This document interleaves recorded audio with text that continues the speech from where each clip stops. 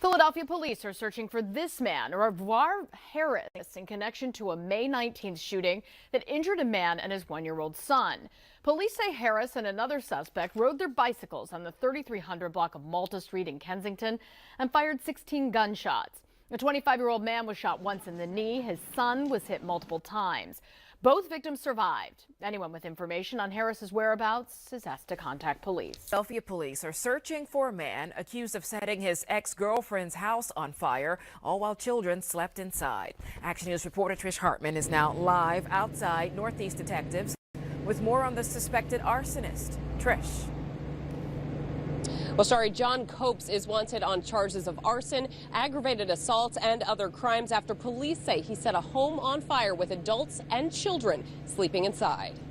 He's a very dangerous individual. He's well known to us, and we just want to get him off the street. Philadelphia police are looking for 35-year-old John Copes. His last known address is on the 4800 block of Dara Street. They believe he's still in the area after detectives say he set fire to the back of this house in the 1700 block of Brill Street around 5 a.m. Tuesday morning. Police say Copes had been in a relationship with one of the women in the home, but after a few weeks, things started to turn sour. One of the victims that was in the house had stated she had broke up with a boyfriend who had threatened to burn the house down.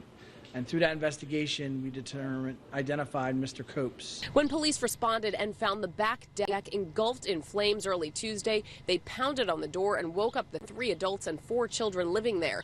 No one was hurt. The fire marshal ruled the blaze arson right away after a gas can was found at the scene. Now, police are hoping to hear from someone who may know where Copes is or that Copes will just turn himself in. If you have any information, you're asked to contact Northeast.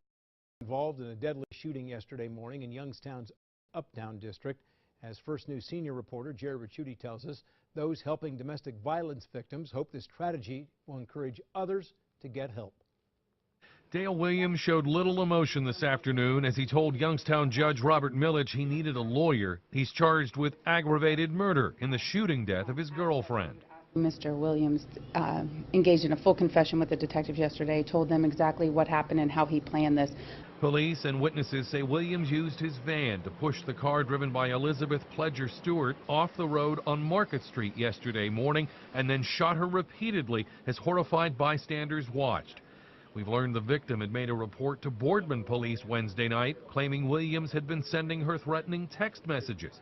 In court today, the prosecutor said the couple had recently split up after he had moved here from the Cleveland area to be with her. That he was angry and basically fed up, and that he told her he would see her being the victim in the street, and he waited for her. I'm told authorities now have a surveillance video showing Williams sitting in his van in an alley near the Market Street crime scene for nearly an hour, waiting for the victim to drive past. Down 2 suspects who got away with several high-end purses. It happened at Joseph's in East Memphis last week. Police say they used a sledgehammer to bust the glass, and then they used bolt cutters to get through a metal gate. You see them doing it right there. If you know anything about this crime, if you recognize these people at all, you are asked to give police a call. The man who they say assaulted a child. Take a very good look at this newly released sketch. Police say the man attacked a 12-year-old girl at Deerwood Park in southwest Atlanta. And Channel 2's Audrey Washington is live downtown at Atlanta Police Headquarters. And Audrey, detectives hope this sketch generates some kind of lead.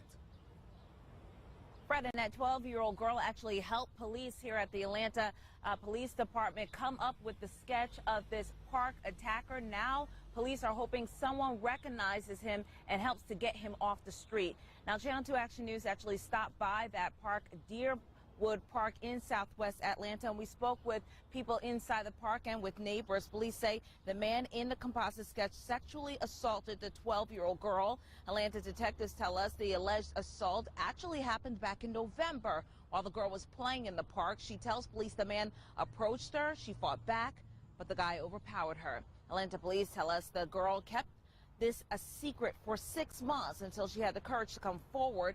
Police say the suspect apparently frequents this park, so they're asking parents to be on the lookout.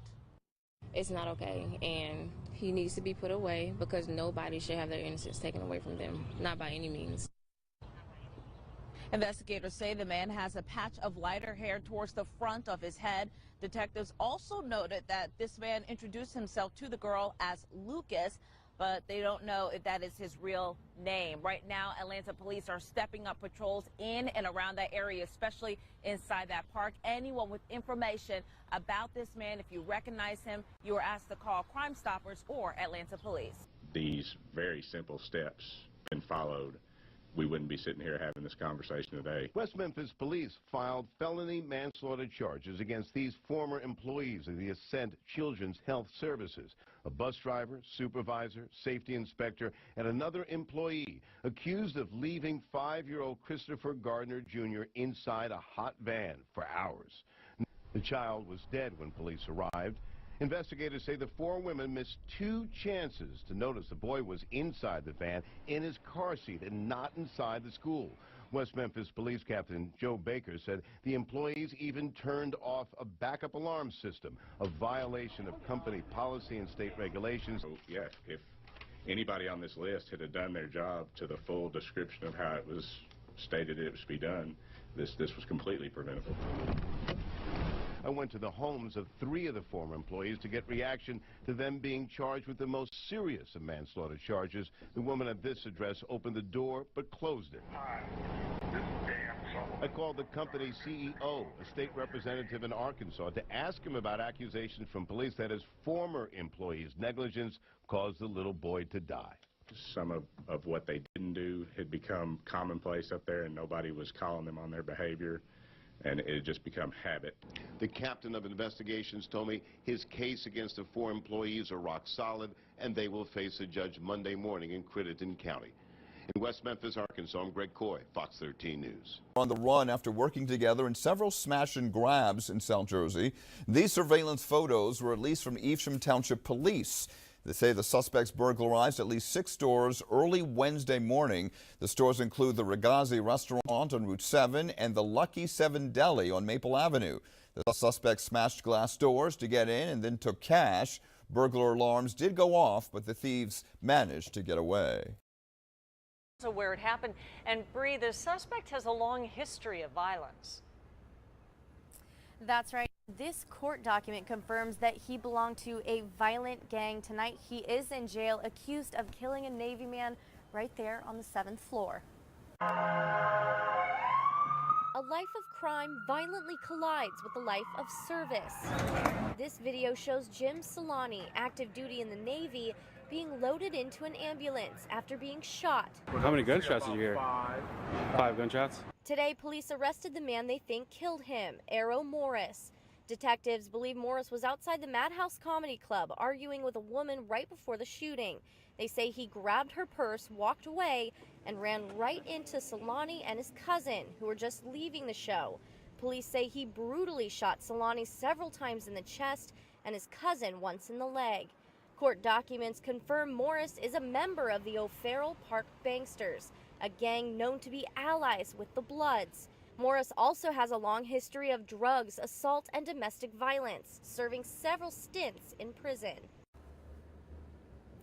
Now, police have identified a second suspect, but they're still trying to figure out exactly what role he played in the shooting, so he has not been arrested. Tonight, Morris is in jail, and he is facing charges of murder, attempted murder, also for robbery and dissuading a witness, and for violating his parole. He's expected back in court Thursday. Reporting live in downtown San Diego, Bree Steffen, 10 News.